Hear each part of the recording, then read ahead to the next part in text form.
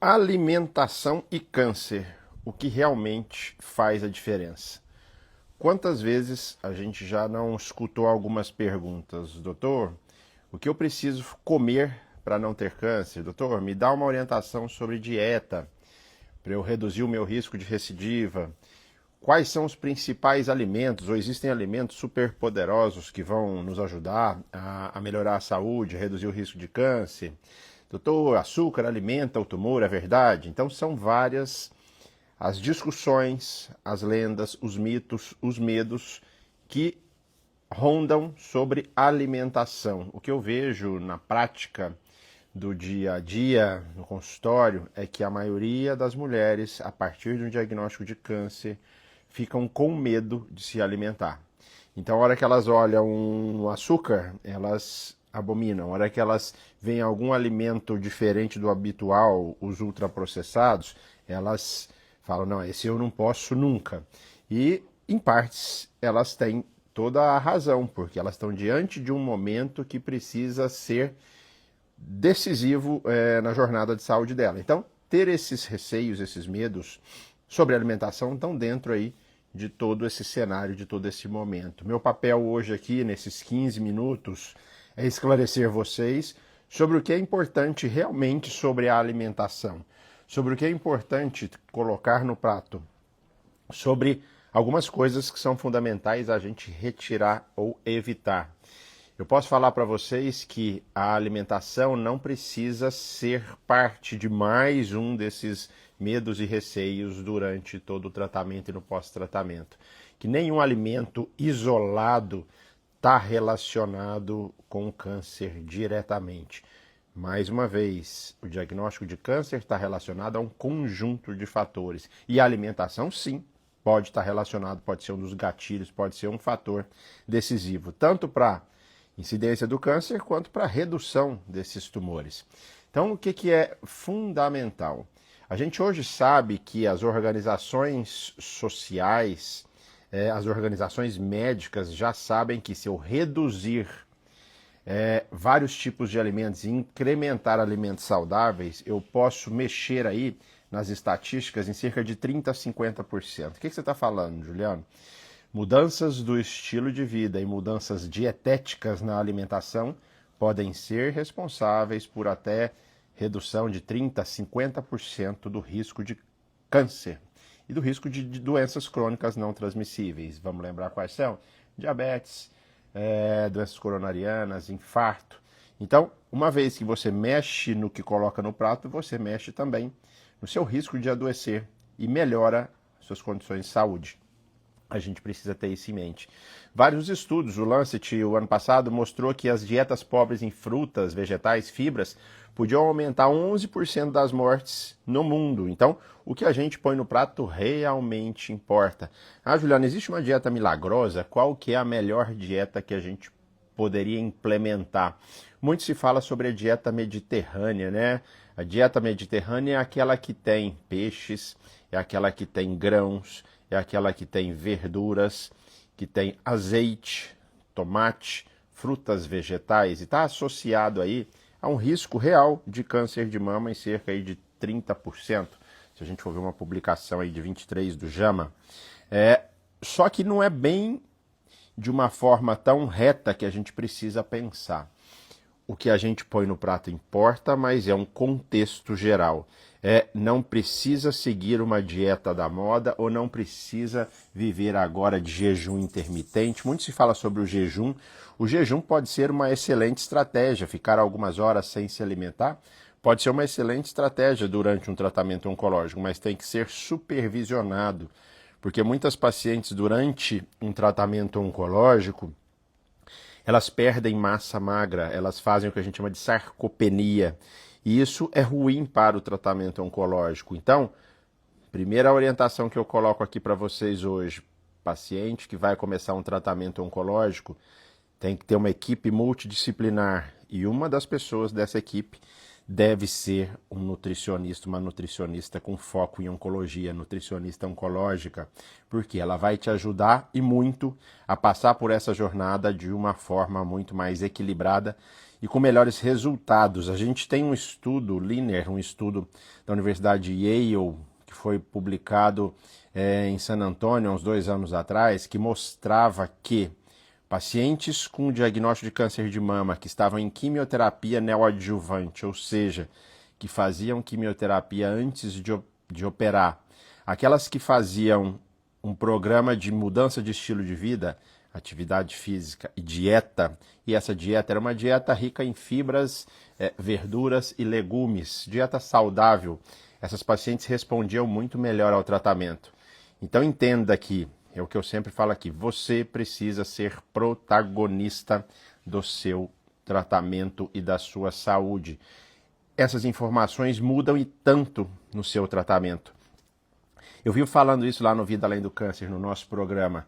Imagina se eu conseguisse fazer com que todas as mulheres que estão em tratamento oncológico entrassem no programa e pudessem ser orientadas sobre a importância de, desde já, durante o início do tratamento, fazer atividade física, existem formas para isso, fazer uma alimentação mais adequada, a gente está ajudando ela a resolver parte do tratamento só com estilo de vida. Eu não canso de falar, o Vida Além do Câncer é um programa que vem para transformar essa jornada oncológica de uma forma simples e de uma forma estratégica. Ah, Juliano, você não é o meu médico, eu não sou o seu médico, mas eu posso ser um dos guias durante toda essa trajetória.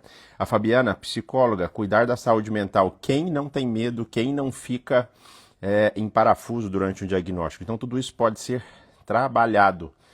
É para todo mundo, Vida Além do Câncer? Não, é para quem tem essa clareza de que ser protagonista faz parte e que é possível mudar essa energia durante todo esse processo.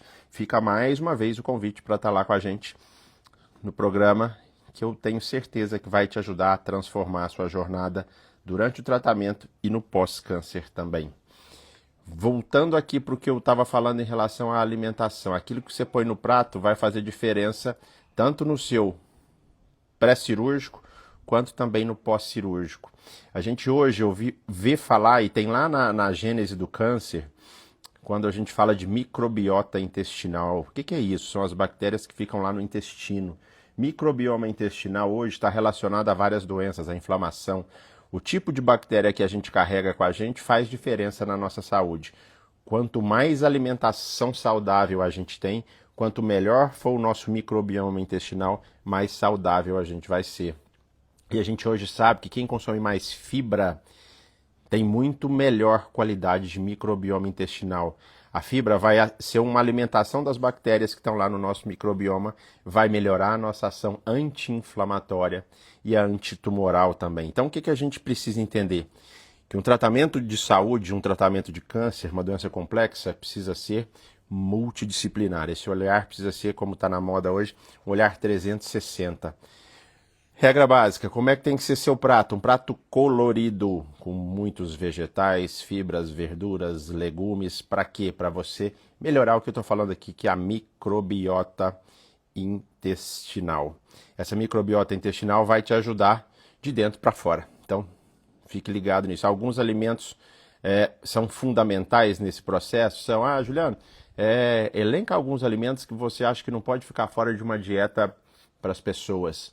Se a gente for falar em câncer, aí a gente tem aí o que eu geralmente coloco como número 1, é o brócolis. O brócolis é um alimento que tem um composto ativo lá, o 3-indolcarbinol, de indolmetano, que é uma estrutura que vai garantir aí ações antitumorais, vai melhorar a qualidade da nossa imunidade, e tem estudos já que mostram seu benefício para vários tipos de tumores. Aqui eu vou citar câncer de mama e câncer de próstata. Então a gente tem um alimento natural, que é um superalimento. Eu vou viver de brócolis? Não, não é isso. Mas você vai incluir ele na sua dieta, tá?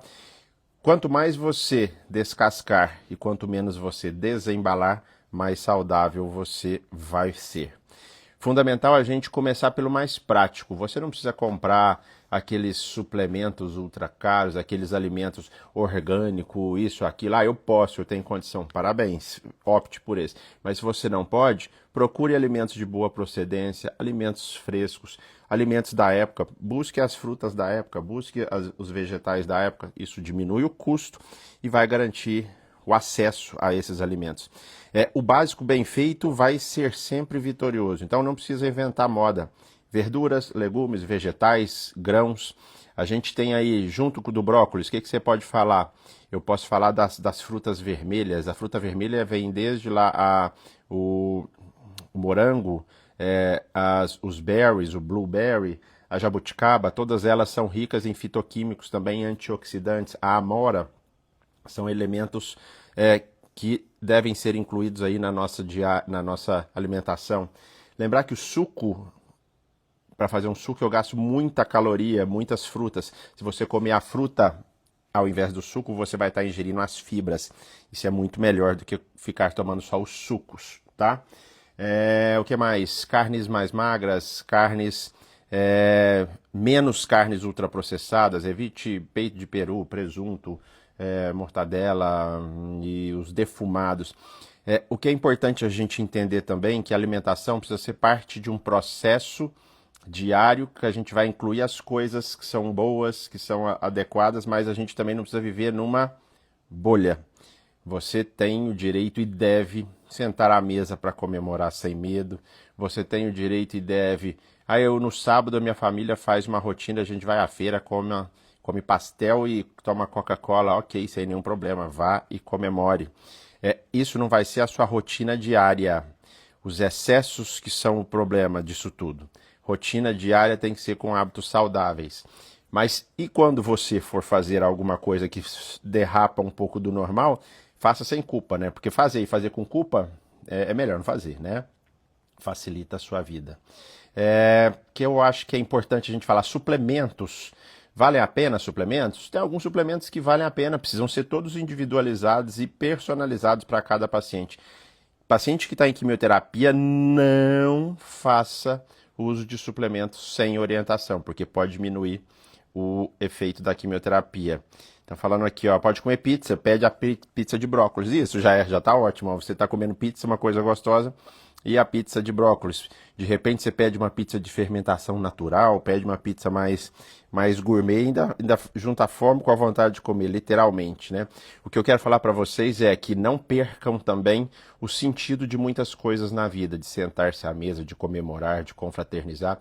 Por várias vezes, a gente já falou de bebida alcoólica, eu já falei em outros momentos nossos aqui dessa série, porque você também precisa ter momentos de relaxamento, momentos de confraternização.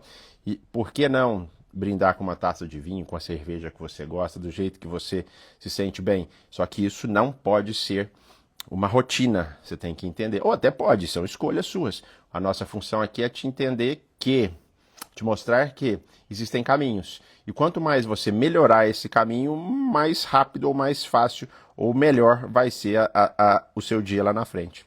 O que a gente faz hoje, a gente paga lá na frente. Então isso não tem jeito, né? Mas a gente tem que entender que comida também é emocional, que comida é uma forma de acolhimento, que comida precisa ser sem culpa.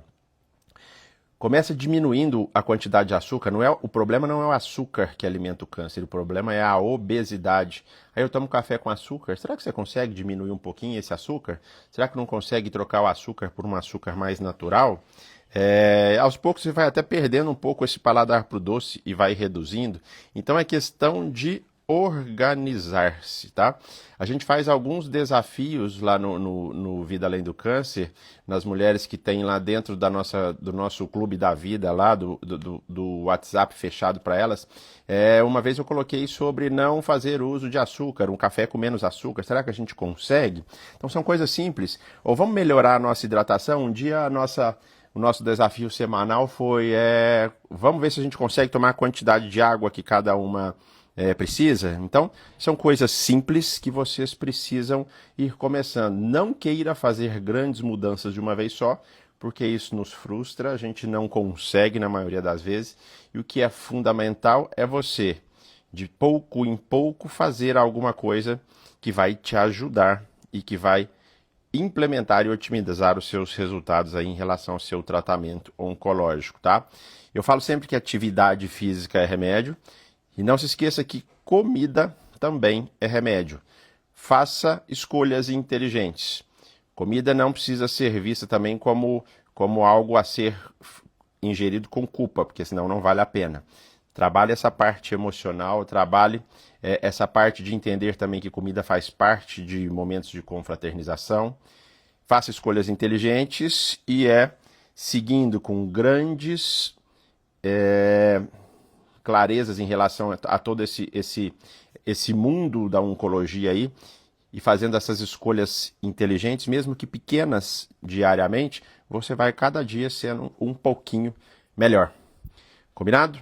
Tem uma amiga, alguém da família que não consegue se alimentar depois do diagnóstico de câncer ou fica cheio desses medos, esse vídeo é para ela também. Fica à vontade aí para compartilhar. Um grande abraço e até o nosso próximo episódio.